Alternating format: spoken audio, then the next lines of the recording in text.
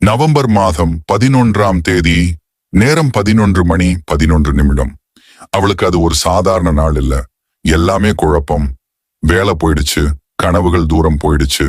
ஆனா அந்த நேரம் வந்தது 11:11. அவள் தொலைபேசியில் அந்த எண்ணை பார்த்தா இதயம் ஒரு நொடி அமைதியாயிட்டது. அவள் நினைச்சாள், இது ஒரு சைகைதான். Hope builds slightly brighter tone. அவள் கண்ணை மூடி மனதுக்குள் சொல்லினாள், நான் என் கனவுகளை பெற தகுதியானவள். எல்லாமே எனக்காக வேலை செய்கிறது. அந்த நொடியில் அவள் manifest பண்ணினாள். அவள் வேண்டிய வாழ்க்கையை அவள் உணர்ச்சியிலேயே உருவாக்கினாள். சில வாரங்கள் கழித்து அதே நேரம் 11:11க்கு அவளுக்கு வந்த ஒரு மெயில் அவள் வாழ்க்கையை மாத்துச்சு. அவள் ஆசை நிஜமானது.